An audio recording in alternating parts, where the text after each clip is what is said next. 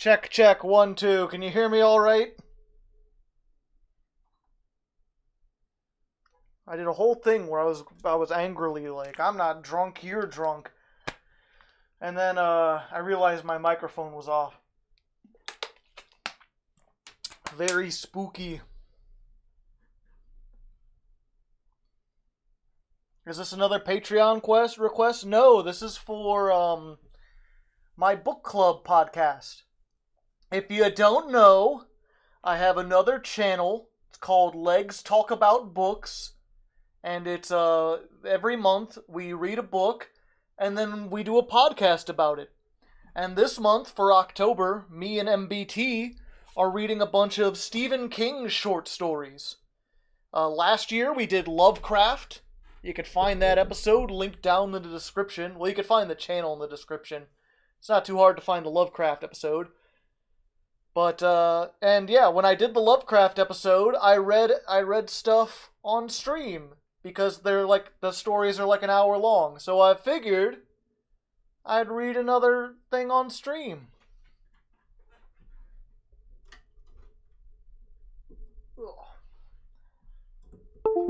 And I'm trying to do something a little different. I'm going to try to stream while standing up. Get my legs a little break, but it's hard to read your guys' chat while I'm standing up, you know? I'm slightly farther away from everything. Rat. He's drunk. I'm not drunk! We are all rats. I'm not sure if Joseph Clark, are you on the Patreon? Are you on the Discord? Do you know what we're reading tonight?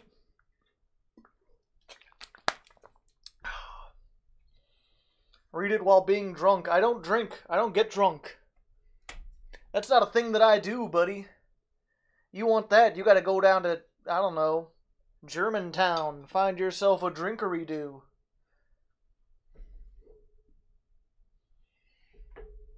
We're the rats. Turning a spellbook card into lorem ipsum. No, I haven't.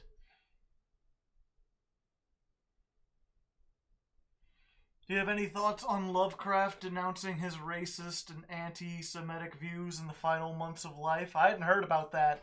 I thought he just went to the grave being racist and anti-Semitic.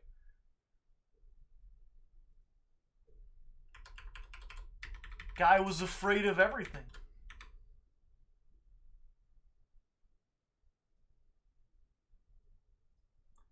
Well, let's see here. Ah, there we go. So...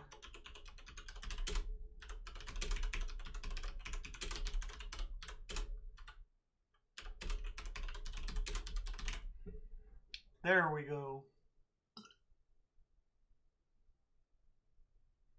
But I do know this should be good. Let me just say, rats are involved. You happen to have rats. Let me see if I can find, like, rights-free spooky music playlist.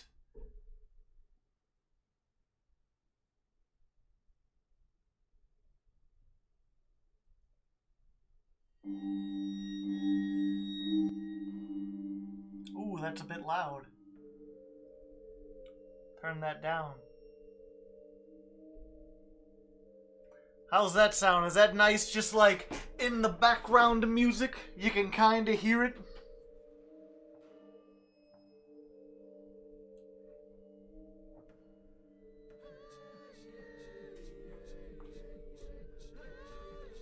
Whoa, hey, Holojack!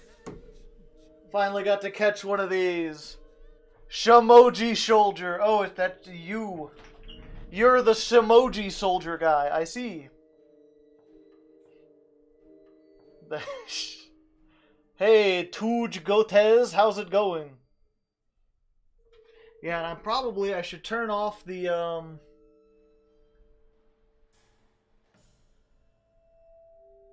Where is it at? There we go. I'm going to turn off the alert box, so if you donate, it's not going to make a thing, because I don't want it to interrupt the speaking.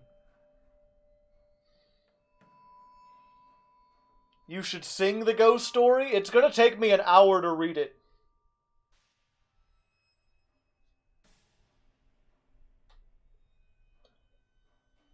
What you reading tonight? It's on the screen.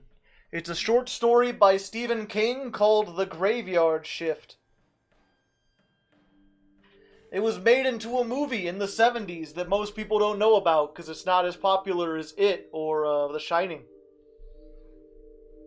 Mystic Mine is spooky. Yeah, depending on who you are. You actually remember. Thanks, Hollow Jack. $15, although it's in the super chat. Which I always have to give this disclaimer. I will never turn down a donation. I appreciate the super chats. All good. Oh, 1 second. One of this is too high. Okay. Yeah, I will never turn down a donation. The super chats are fine. If that's the way you want to send it, go for it. However, most people aren't aware that when you donate through super chat, YouTube takes like 40% of it. There's a link, though, down in the description. You can donate through Streamlabs, and then I would get 100% of it. So it's like, you donate $10, I get 6 of it, YouTube gets 4 of it. And, $6 is still, I'm getting $6 to do this, I'm fine with that. I just want to make sure you're aware that you're giving $4 to YouTube. Notice me, need dopamine. Hello, Andrew Wood. I hope you've been sufficiently noticed.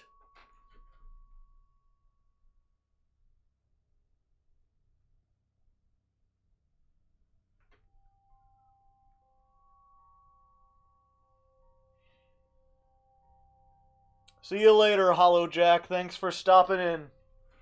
Thank you. Wait, 40%? Yeah. I'll donate there from now on. I look forward to it.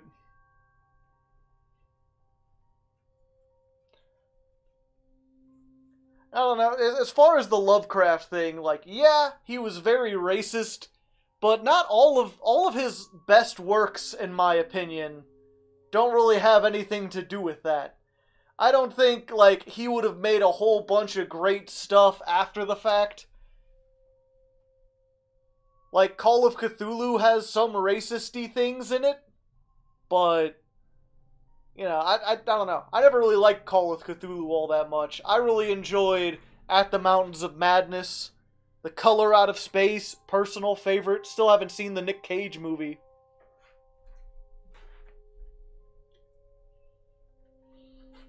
What's the other one? The Temple? The Temple's an underrated classic. Shadow over Innsmouth, you could kinda say is racist, but it can also be interpreted other ways.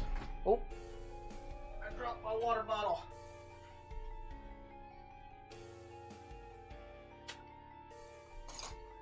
Most of his stuff that was just, blatantly racist was, not his good stuff anyway. My favorite scary movie is Bionicle 3, Web of Shadows. Yeah, the one... The story where he was scared of the air conditioning, cool air. I read that one last year. If you look down in the description. In the words of the Japanese, Pendulum Shokan. Maybe I can get some friends together. Maybe we can rent Color Out of Space.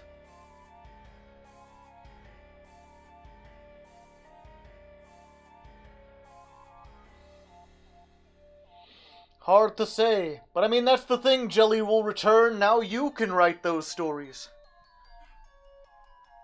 Why wonder about what great men can do? Be great yourself.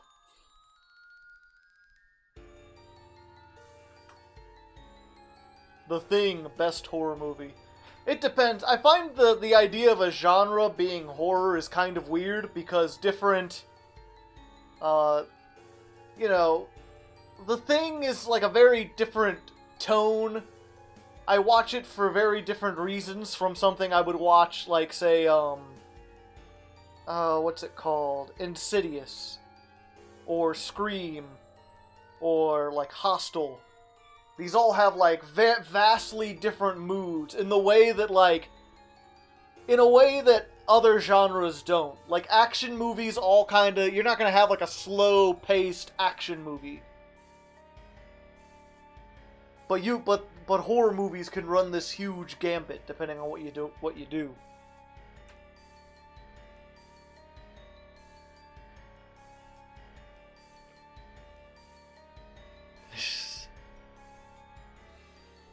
Oh, HollowJack donated $10.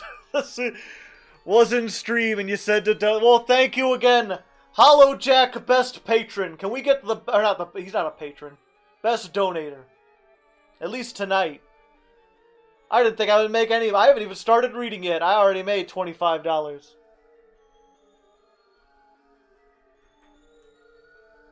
A slow-paced action movie is a thriller, exactly.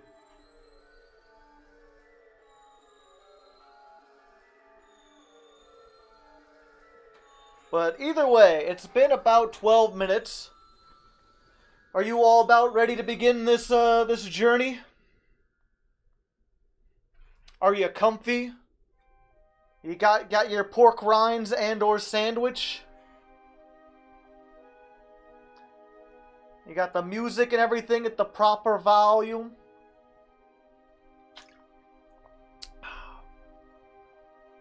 We're not doing trucks tonight. If this goes well, then next time I'll do the two goofiest stories in here. I'll do trucks and Lawnmower Man. My cat says hi. Hello, Mr. Ghoul's cat.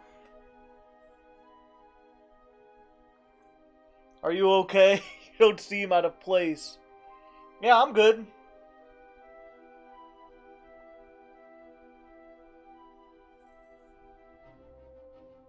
Yeah, this one is going to be actually kind of spooky. I'm going to hang with my GF. I mean, you two could turn down the lights and listen to scary story time.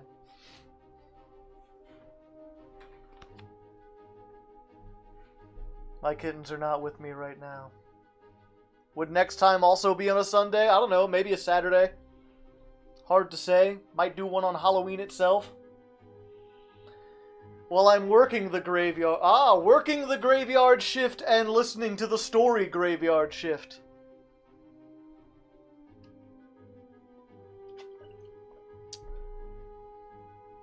Cats in the chat, close enough. Rocco Cam when? I'd have to move back home. Or not back home, back to my parents. Unimiko. Well, good luck with that, Kale. I should turn my phone down.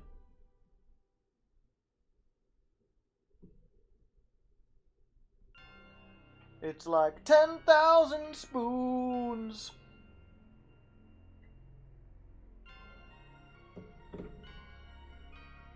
Alright. So for anyone just joining us, I'm reading Graveyard Shift. It is one of the stories in Stephen King's first collection of short stories, which is called Night Shift. We're reading through the whole collection for the Literature channel. If you're interested in hearing me and MBT talk about that at the end of the month, you can read it yourself. Check out the link in the description. There should be one to the Literature channel. This is just one of the stories. And I'm going to rely on the rest of you. I'm going to try not to interrupt this. So if someone else comes in and they're like, hey, Hardleg, what's going on? What are you doing? Let them know. Reading The Graveyard Shift by Stephen King for the podcast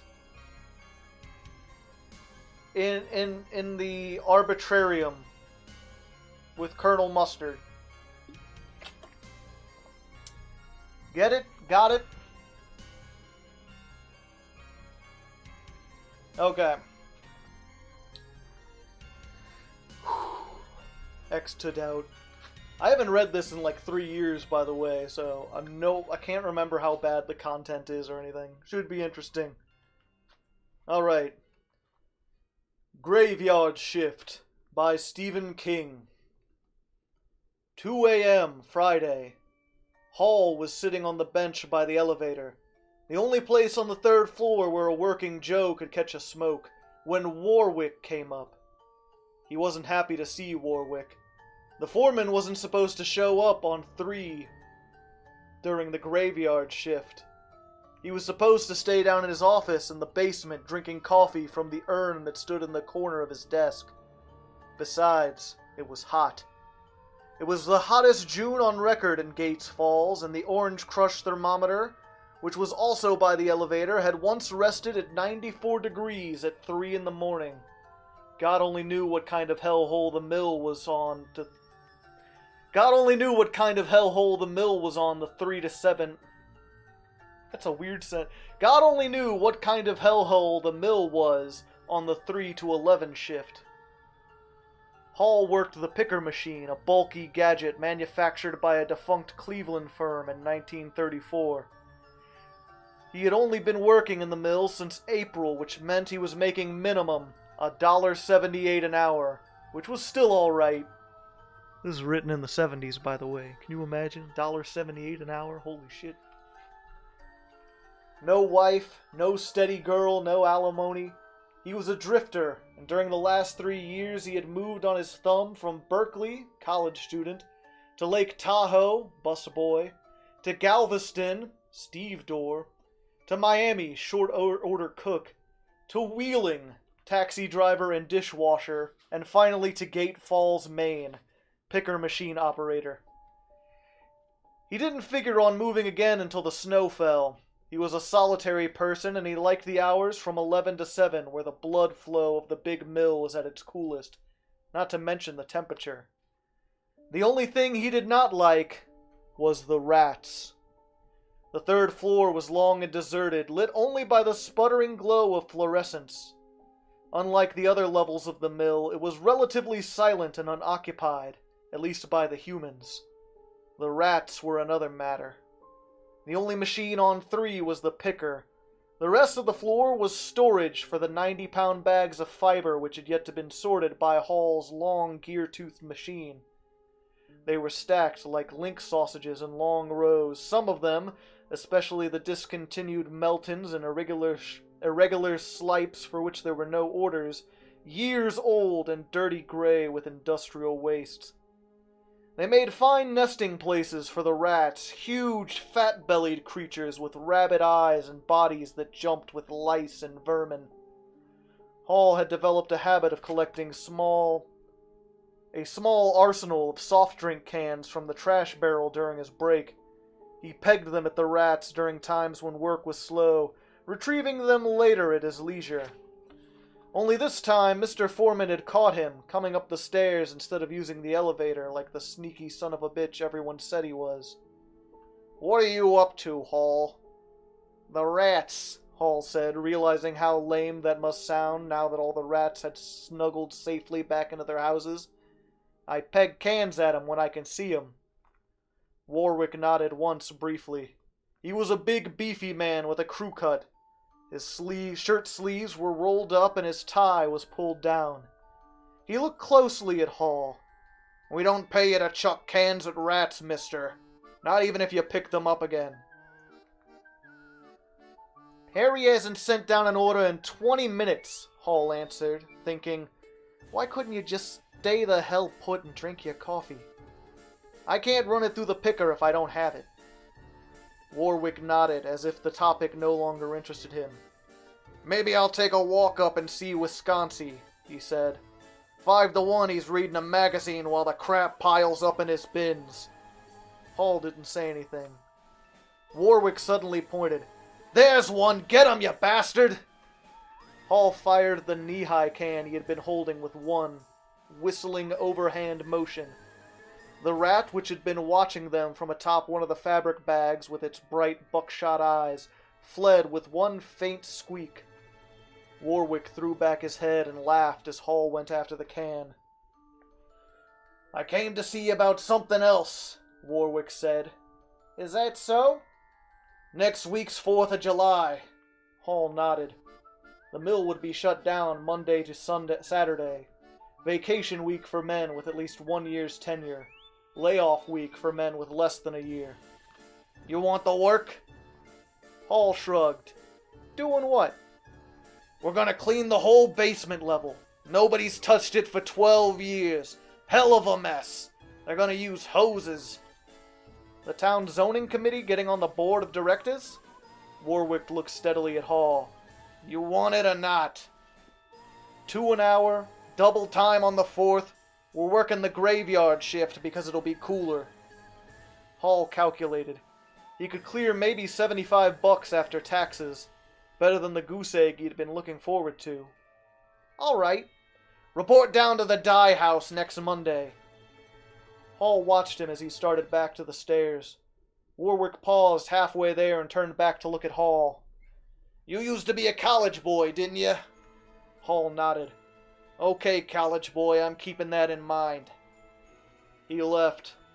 Hall sat down and lit another smoke, holding a soda can in one hand and watching for the rats. He could just imagine how it would be in the basement. The sub-basement, actually. A level below the dye house. Damp, dark, full of spiders and rotten cloth and ooze from the river.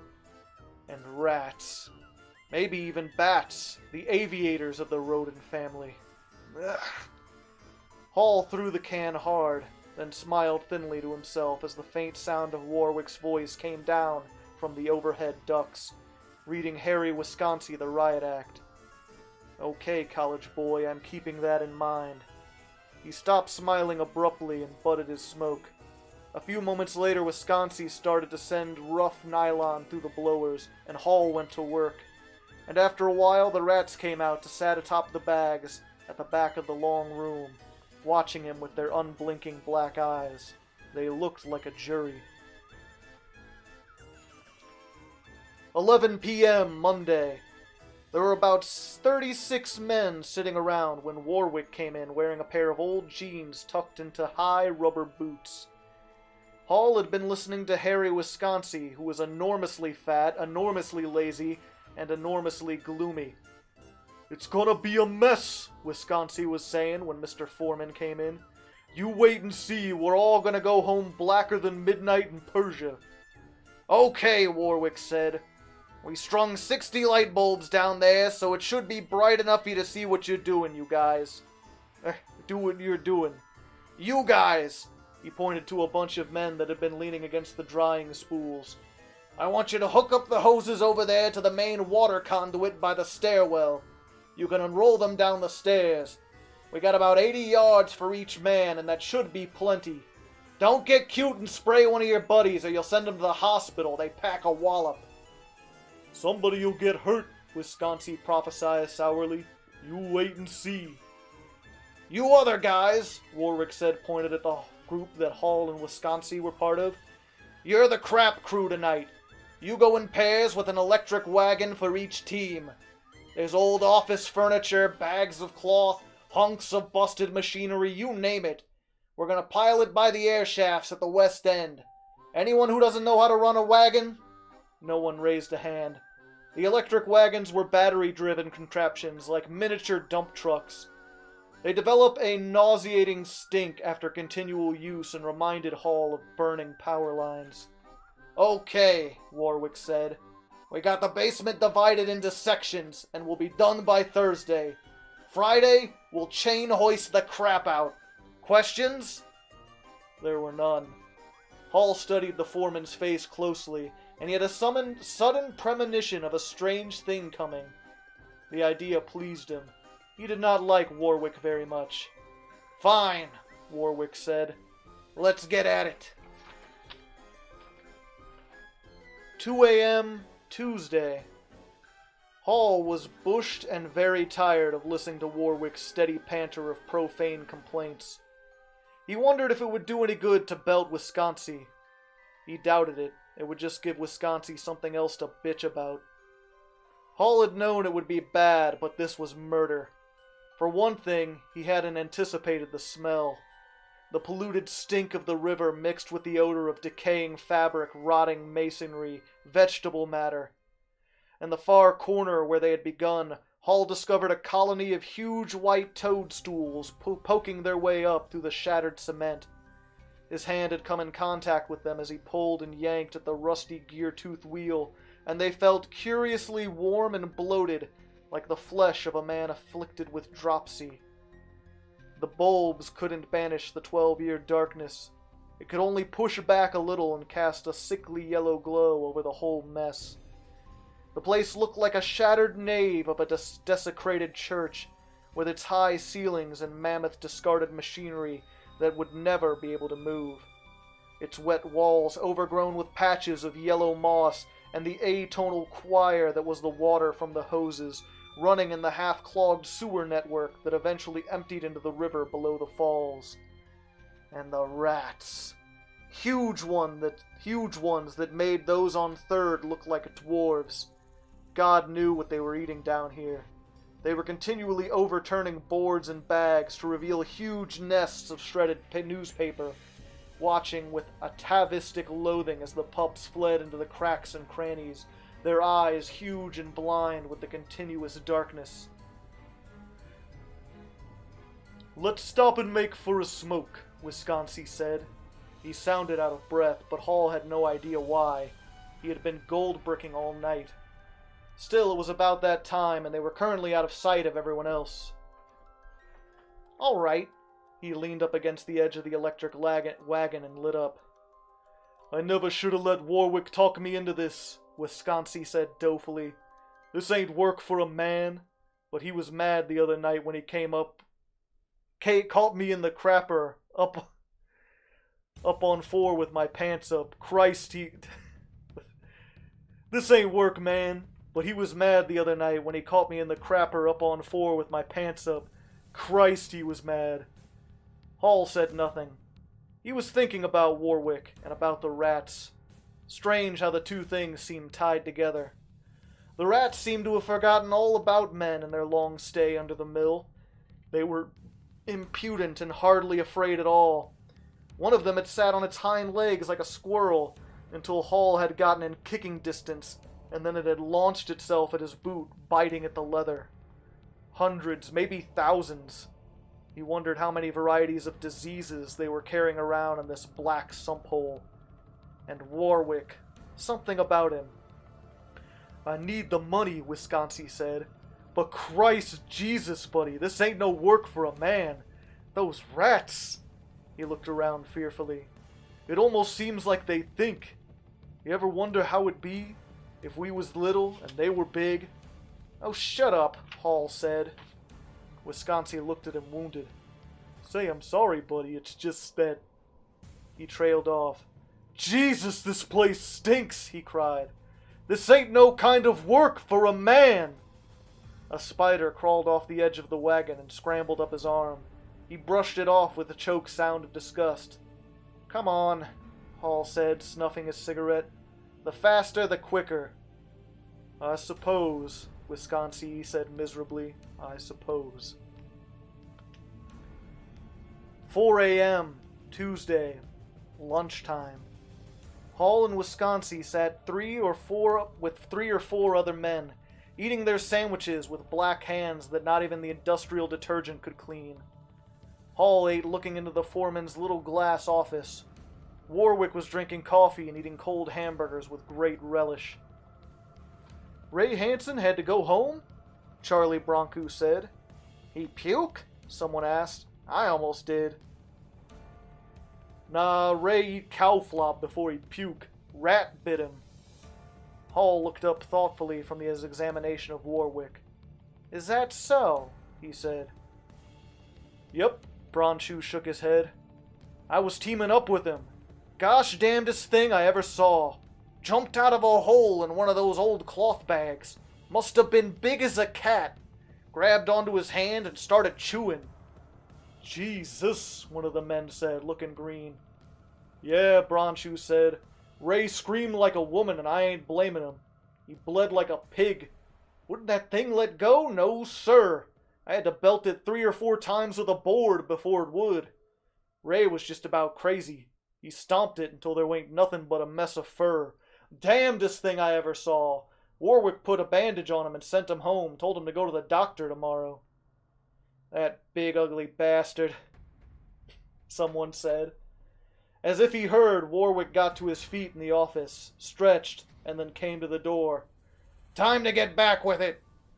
The men got to their feet slowly, eating up all the time they possibly could, stowing their dinner buckets, getting cold drinks, buying candy bars. Then they started down, heels clanking despairedly on the steel grillwork of the stair risers. Warwick passed Hall, clapping him on the shoulder. How's it going, college boy? He didn't wait for an answer. Come on, Hall said patiently to Wisconsin, who was tying his shoelace. They went downstairs. Little drink here, 1 second.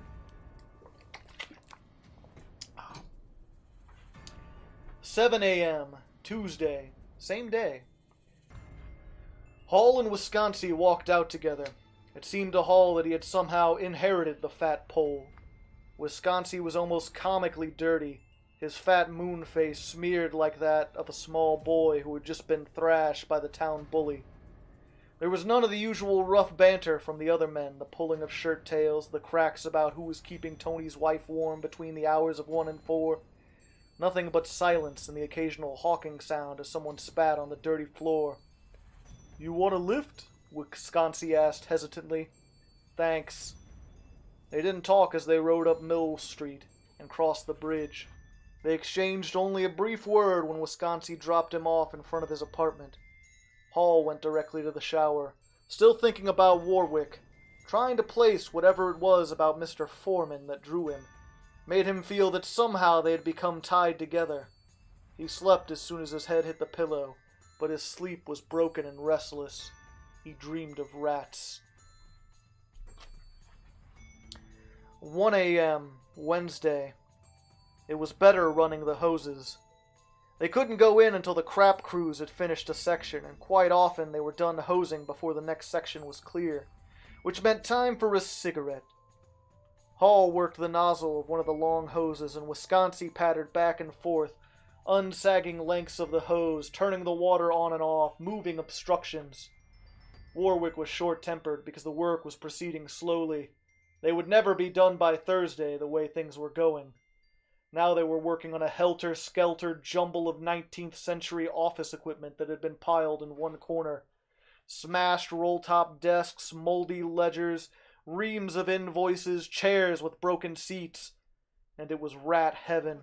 I'll do Among Us, and I'll just do public movies, and maybe if a space clears. My playlist ran out. 1 second.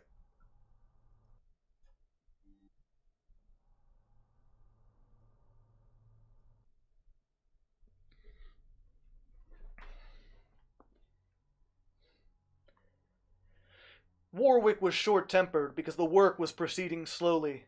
They would never be done by Thursday the way things were going. Now they were working on a helter-skelter jumble of 19th century office equipment that had been piled in one corner. Smashed roll-top desks, moldy ledgers, reams of invoices, chairs with broken seats, and it was a rat heaven.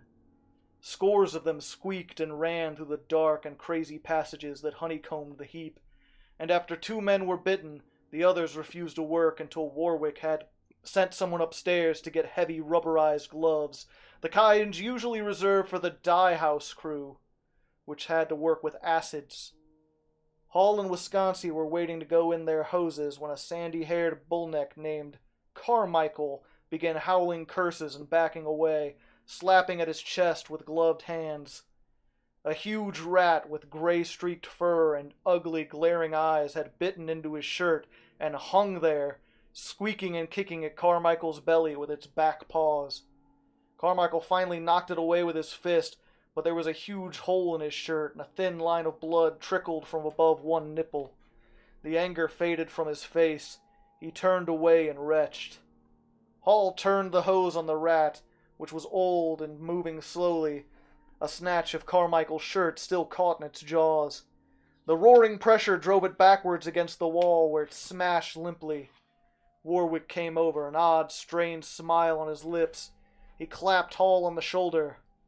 "Damn sight better than throwing cans at the little bastards, huh, college boy?"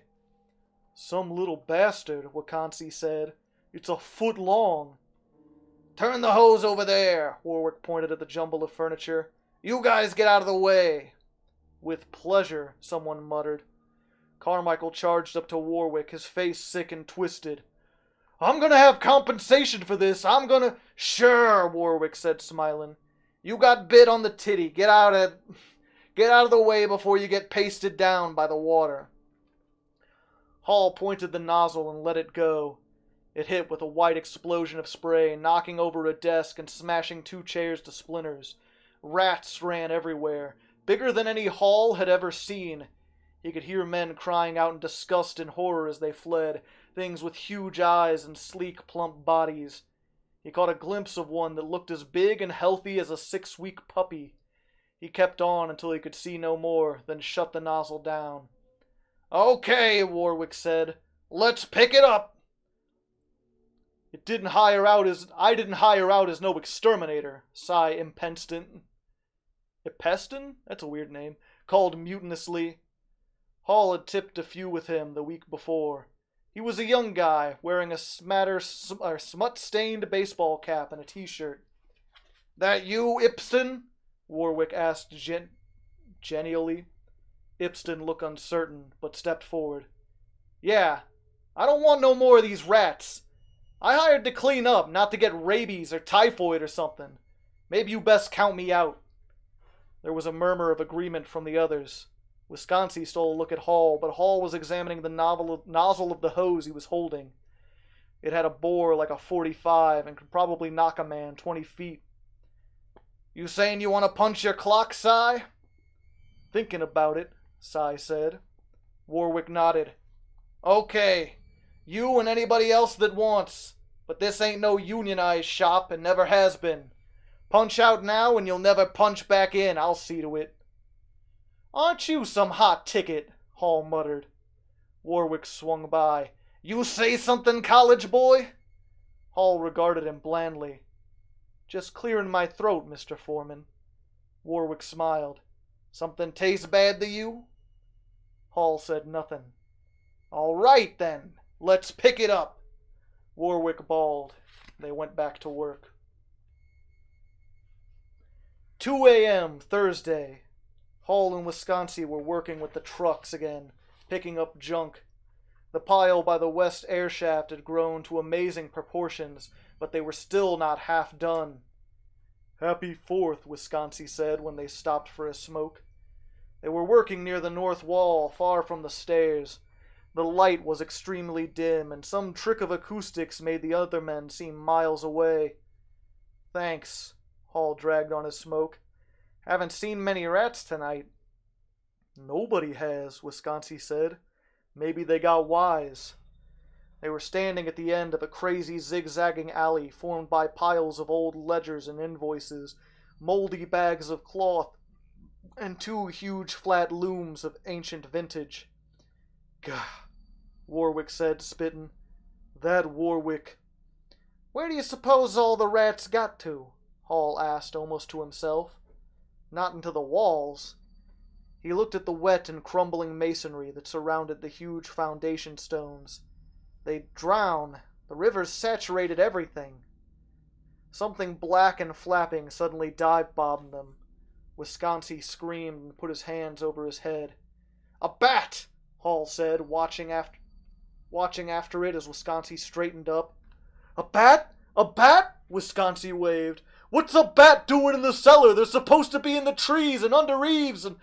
It was a really big one, Hall said softly. And what's a bat but a rat with wings?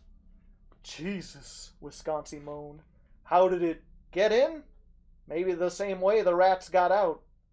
What's going on back there? Warwick shouted from behind them. Where are you? Don't sweat it, Hall said softly. His eyes gleamed in the dark.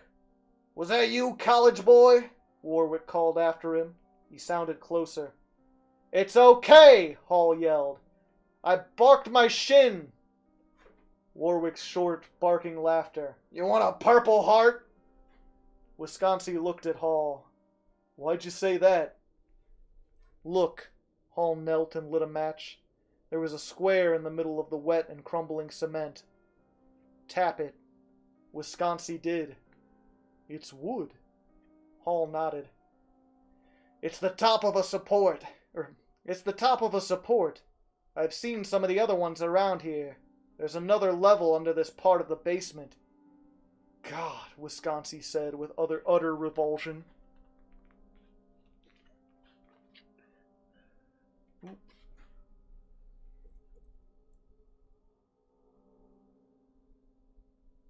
This is the spooky... Oh, there it goes. It's like, what happened to the spooky music? 3:30 a.m. Thursday. They were in the northwest corner, Ipston and Borchu behind them with one of the high-pressure hoses, when Hall stopped and pointed at the floor. There, I thought we'd come across it. There was a wooden trap door with a crusted iron ring bolt set near the center. He walked back to Ipston instead. Shut it off for a minute.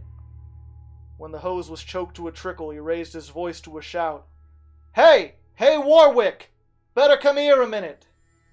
Warwick came splashing over, looking at Hall with the same hard smile in his eyes. Your shoelace come untied, college boy? Look, Hall said.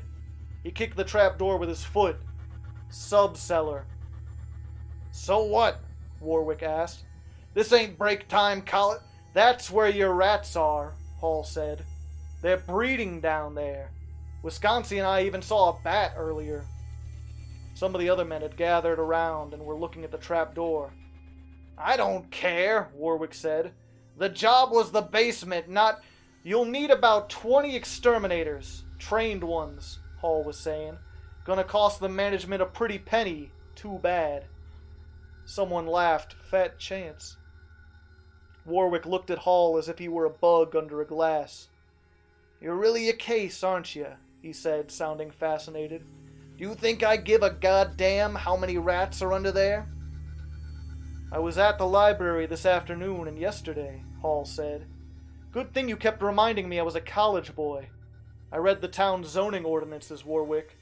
They were set up in 1911 before this mill was big enough for the co-op of the zoning board. Know what I found?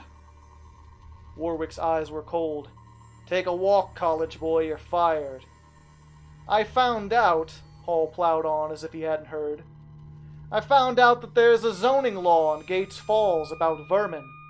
Spell that Vermin, in case you wondered. It means disease-carrying animals such as bats, skunks, unlicensed dogs, and rats. Especially rats.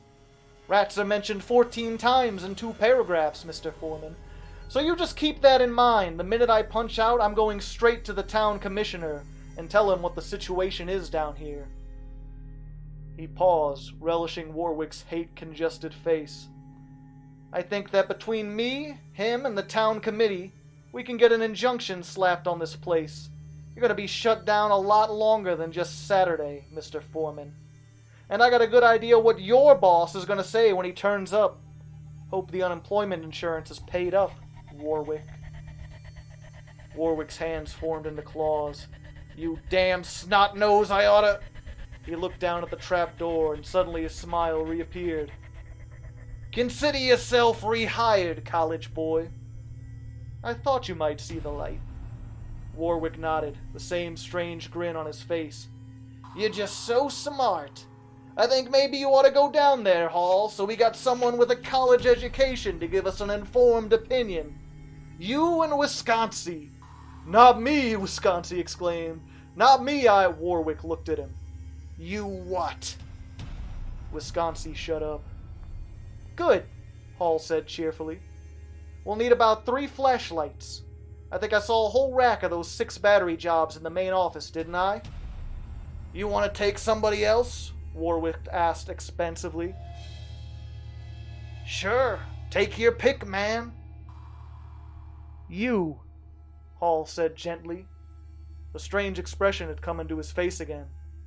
After all, the management should be represented, don't you think? Just so Wisconsin and I don't see too many rats down there. Someone, it sounded like Ipston, laughed loudly. Warwick looked at the men carefully. They studied the tips of their shoes. Finally, he pointed at Bronco. Bronco, go to the office and get 3 flashlights. Tell the watchman I said to let you in.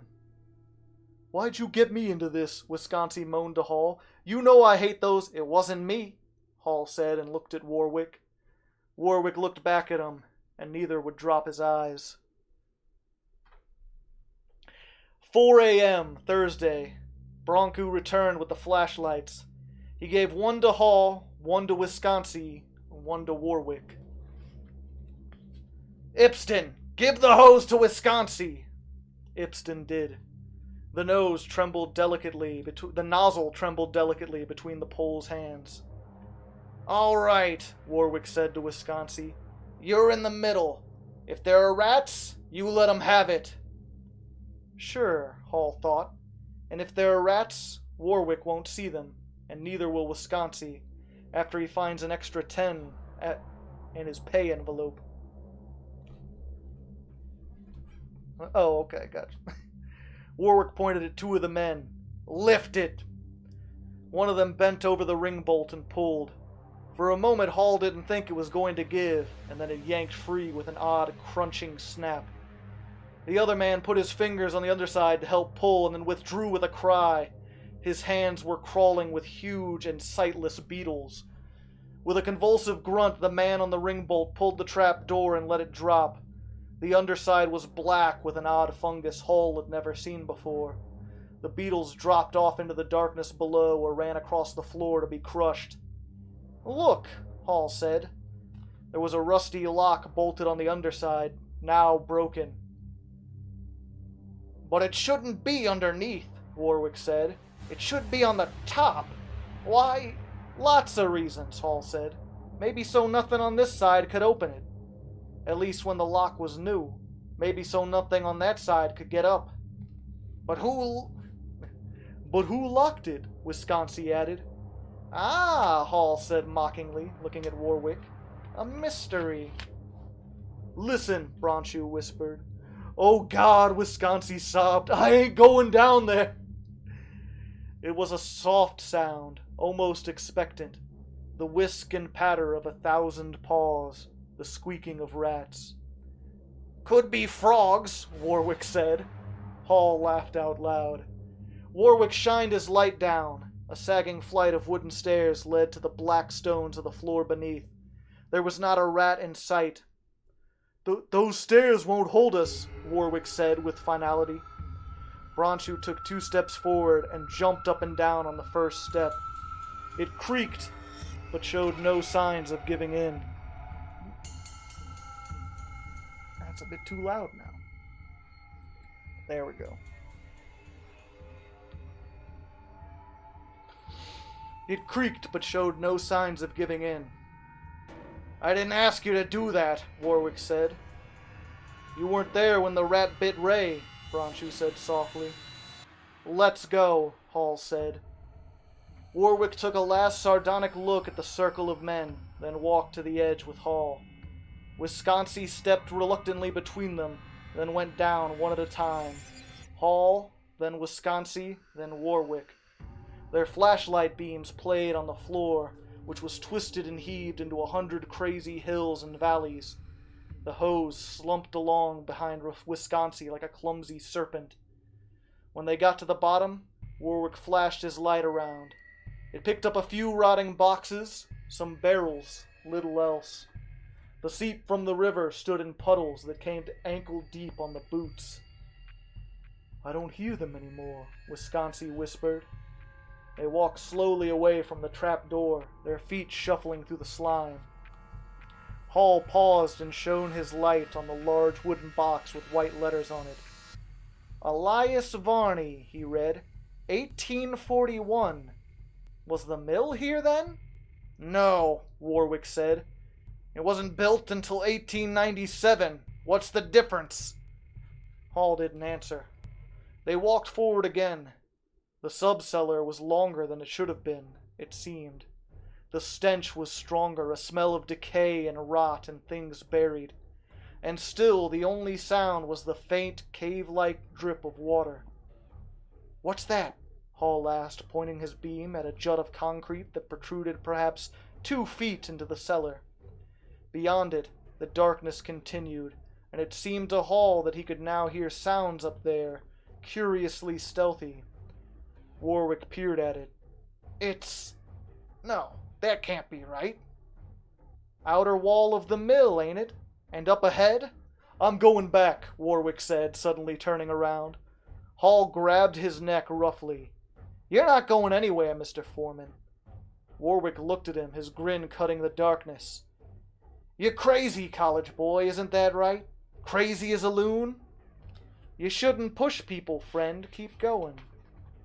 Wisconsin moaned. Hall, gimme that! Hall grabbed the hose. He let go of Warwick's neck and pointed the hose at his head. Wisconsin turned abruptly and crashed back towards the trap door. Hall did not even turn. After you, Mr. Foreman. Warwick stepped forward, walking under the place where the mill above them ended. Hall flashed his light about and felt cold satisfaction, premonition fulfilled. The rats had closed in around them, silent as death, crowded in, rank on rank. Thousands of eyes looked greedily back at them, in ranks to the wall, some fully as high as a man's shin. Warwick saw them a moment later and came to a full stop. They're all around us, college boy. His voice was still calm, still in control, but it held a jagged edge. Yeah, Hall said. Keep going. They walked forward, the hose dragging behind. Hall looked back once and saw the rats had closed the aisle behind them and were gnawing at the heavy canvas hosing. One looked up and almost seemed to grin at him before lowering its head again.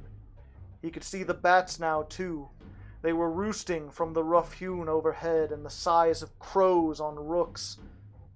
Look, Warwick said, centering his beam about 5 feet ahead. A skull, green with mold, laughed up at them. Further on, Hall could see a unula, one pelvic wing, part of a rib cage. Keep going, Hall said.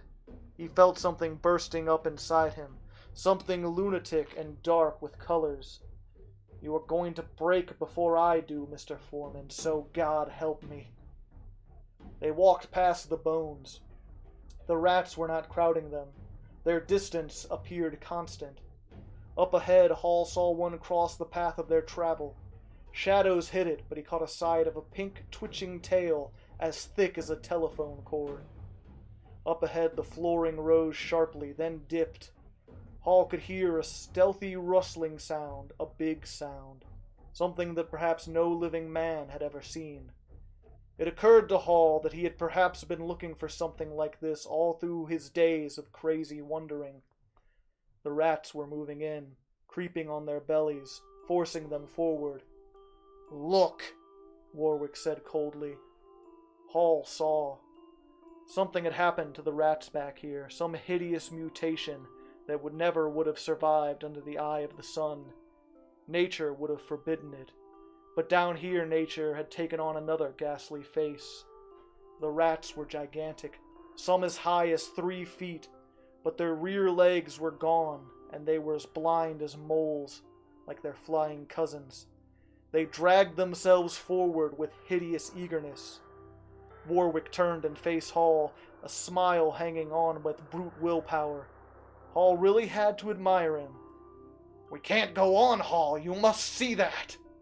The rats have business with you, I think, Hall said. Warwick's control slipped. Please, he said. Please. Hall smiled. Keep going. Warwick was looking over his shoulder. They're gnawing at the hose. When they get through, we'll never get back. I know. Keep going. You're insane! A rat ran across Warwick's shoe and he screamed. Hall smiled and gestured with his light. They were all around, the closest of them less than a foot away now. Warwick began to walk again. The rats drew back. They topped the miniature rise and looked down. Warwick reached it first, and Hall saw his face go white as paper. Spit ran down his chin. Oh my God, dear Jesus! And then he turned and ran. Hall opened the nozzle of the hose, and a high-pressure rush of water struck Warwick squarely in the chest, knocking him back out of sight. There was a long scream that rose over a sound of water, thrashing sounds. Hall!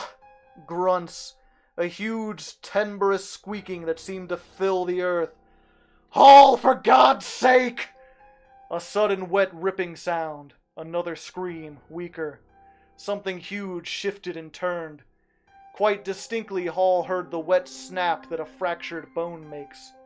A legless rat, guided by some bastard form of sonar, lunged against him, biting.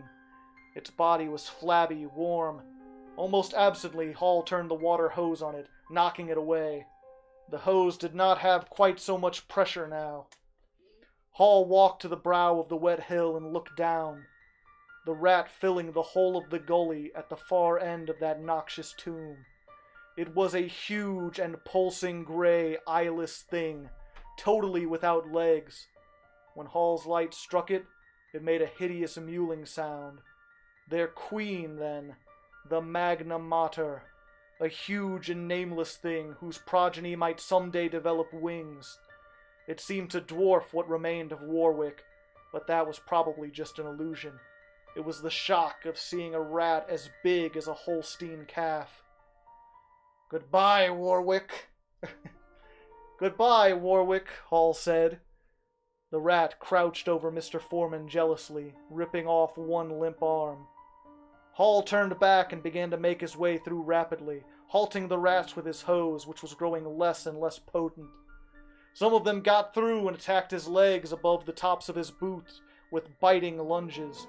One hung stubbornly at his thigh, ripping at the cloth of his corduroy pants. Hall made a fist and smashed it aside. He was nearly 3/4 of the way back when a huge whirring filled the darkness. He looked up and the gigantic flying form smashed into his face. The mutated bats had not yet lost their tails. It whipped around Hall's neck in a loathsome coil and squeezed as the teeth sought the soft spot under his neck. It wiggled and flapped with the membranous wings, clutching the tatters of his shirt for purchase. Hall brought the nozzle of the hose up blindly and struck it at its yielding body again and again. It fell away and he trampled it beneath his feet, dimly aware that he was screaming. The rats ran in a flood over his feet, up his legs. He broke into a staggering run, shaking some off. The others bit at his belly, his chest. One ran up his shoulder and pressed its questing muzzle into the cup of his ear. He ran into the second bat. It roosted on his head for a moment, squealing, and then ripped away a flap of Hall's scalp. He felt his body growing numb, his ears filled with the screech and yammer of many rats. He gave one last heave, stumbled over furry bodies, fell to his knees. He began to laugh, a high screaming sound. 5 a.m. Thursday. "Somebody better go down there," Bronchu said tentatively. "Not me," Wisconsin whispered. "Not me." "No, not you, Jelly Belly," Ipston said with contempt. "Well, let's go," Brogan said, bringing up another hose. "Me, Ibsen, Dangerfield, Nadeau, Stevenson, go up to the office and get a few more lights." Ibsen looked into the darkness thoughtfully. "Maybe they stopped for a smoke," he said. "A few rats, what the hell?" Stevenson came back down with the lights. A few moments later, they started down. The end! That's the end of it! Giant spooky rat bats! I hope you were sufficiently spooked. Oh, I need to sit down. Oh.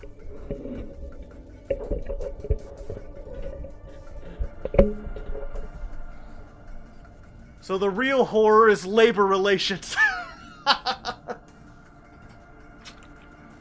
Yeah, partially.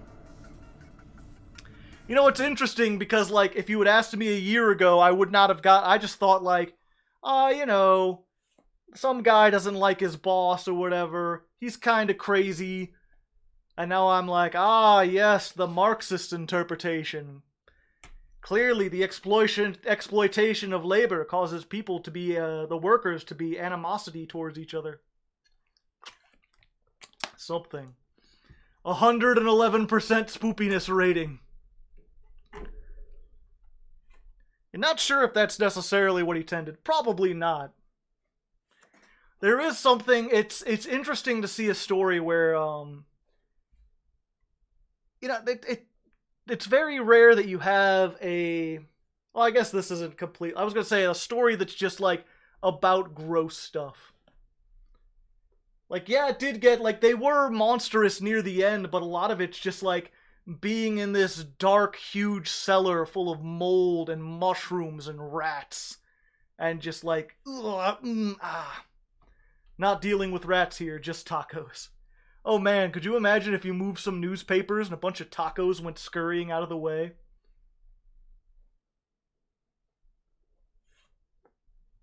Irate moon jellies from Rick Riordan.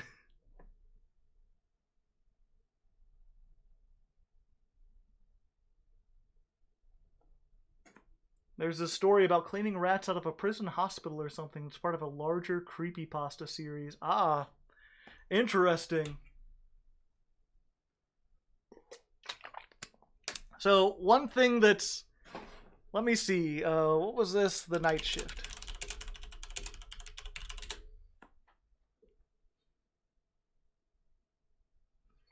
Oh, wait, no. The graveyard shift.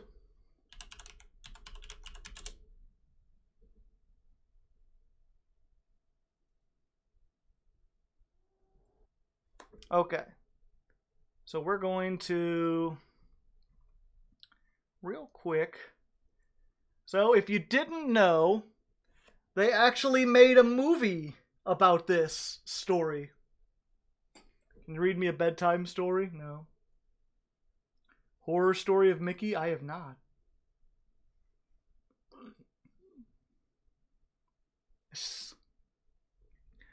So, I'd read about this. I'm interested to see what the trailer looks like. I haven't actually watched it. Ugh, pardon me. So we can watch it together real quick.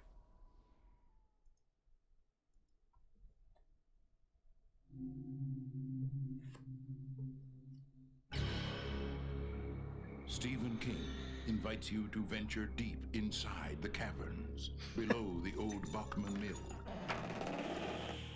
You're not thinking about going down in there?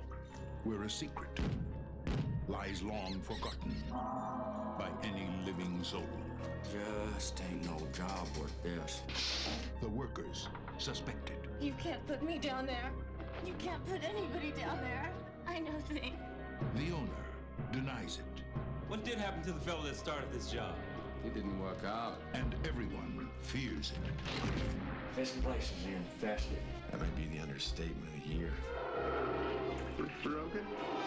Because one by one, it will devour them all. We're like shrimp in an all-you-can-eat salad bar, and that thing ain't stopping till it's full. Must be some other way out of here. It's blood! This isn't real. This is the new horror from the mind of Stephen King. Graveyard Shift. Good benefits, early retirement. I just gotta say, that's the weirdest way to pronounce that title. Graveyard Shift. He says it like a question. Graveyard Shift. Graveyard Good Shift? benefits, early retirement. Da da da da.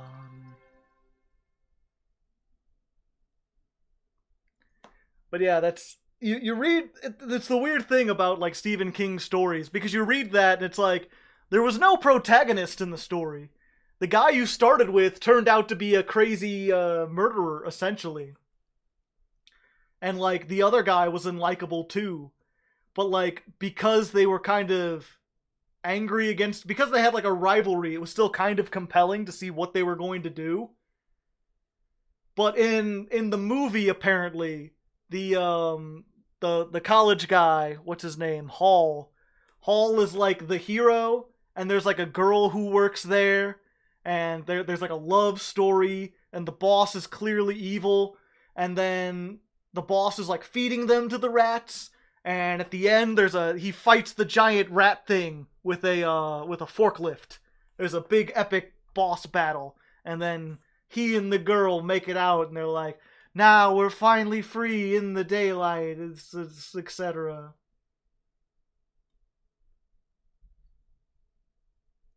The one where the guy was falling through the stairs. Interesting. Probably a stock sound effect. That seems to be how a lot of these, like... And you'll see if I do, Again, if you showed up later, the reason I'm reading this, it's part of... Oh, I guess I could turn on the... Let's go ahead and give you guys something to at least look at. It's like 10,000 spoons. Oh, hello. Bloop. How's it going, everyone? Ta-ta. Will the VOD be saved? Yeah, I'll probably set it to private, so grab the link while you can. Or no, it'll be unlisted. It'll be unlisted, so you'll only be able to find it if you have the link, because this won't get very many views or anything. But yeah, for the literature podcast. Oh, is it reversed? Do I need to reverse things? Flip horizontal. There we go. Stephen King's Night Shift. The Cask of Auntie... Yeah. But yeah, so we're reading Stephen King's Night Shift for the book club this month. If you're unfamiliar, I have another channel called Hardleg Literature. We have a monthly book club. We read stuff.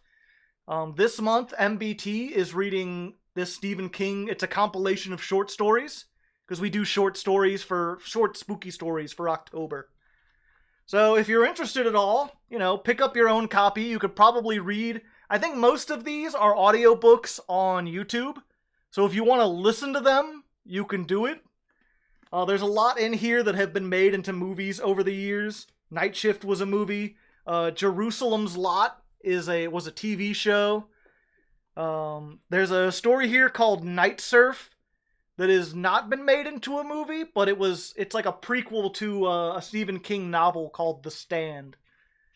So it like sets up the universe there, and I think the characters make an appearance. There's a story here called Trucks that was turned into it's about killer trucks that was turned into a movie called Maximum Carnage, which most people remember because it had a Green Goblin truck that ran into people. Sometimes They Come Back, which was made into a movie, but it was a weird one. The Lawnmower Man, which is the weirdest fucking story I've ever read, probably. Children of the Corn, most people know that. And I think I think that's it. There's other ones in here that we'll be reading. I'm probably going to be reading Trucks and, what was it? I'm going to be reading Trucks and Lawnmower Man on here next time. Maybe Saturday, maybe Sunday. Who knows? Yeah, because they're shorter.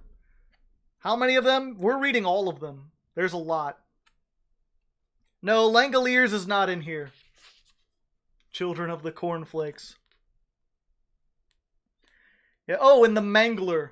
The Mangler is, I watched a review for it earlier today. That's the story about an evil, what's it called? Like, what's it? Like a linen loom? Like a dry cleaner? It's like a big, here, you know what? Let's go ahead and pull this up too while we're at it.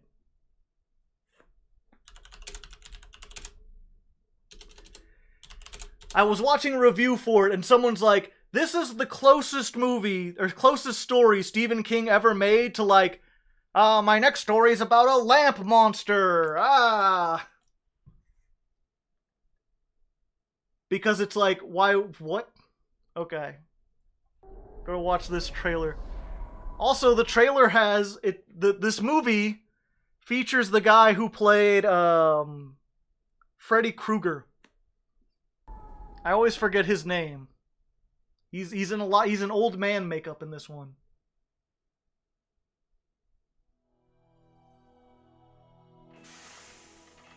Reanimator? I never saw it. And a little bit of it. And me. Toby Hooper. There was an accident today. The worst one I've ever seen. Have you considered the possibility that the machine might be haunted? Robert Englund, that's his name.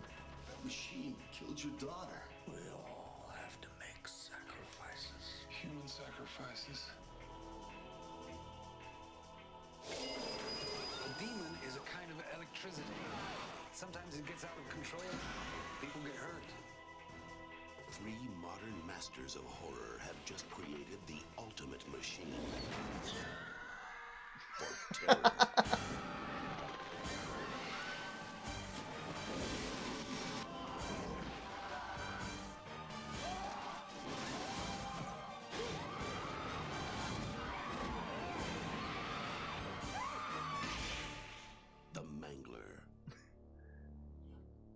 The Mangler.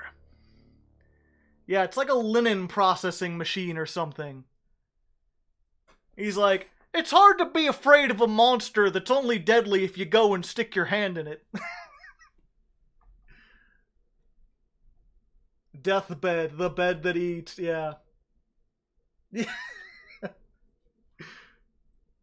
Was that a Wilhelm scream? You bet it was. They used it for the trailer.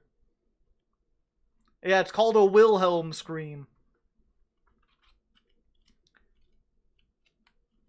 Yeah, but they also have, let's see, the other titles, the other stories in here. I Am the Doorway, The Boogeyman, Gray Matter, Battleground, Strawberry Spring, which sounds delicious, The Ledge, Quitters Incorporated, I Know What You Need, The Last Rung on the Ladder, The Man Who Loved Flowers, One for the Road, and The Woman in the Room. Next is the Killer Printing Press. Yeah, essentially. I wonder what the appeal of watching a movie like that would be, given that it basically tells you the plot. Yeah, it's just to watch for gore, essentially. Ah, okay.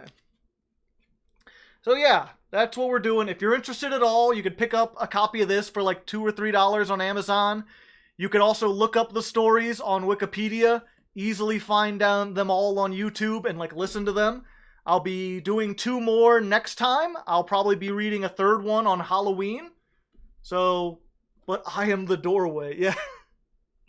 So look forward to that. For now though, I'm going to get going. Thanks for joining me for Spooky Story Hour. I hope you enjoyed the rats, the spooky rats. And, you know, until next time... Oh, wait! Someone donated $10, Liam. Thank you, Liam. I'm not sure if you're still here, but thank you. But yeah, until next time, good luck, and have fun.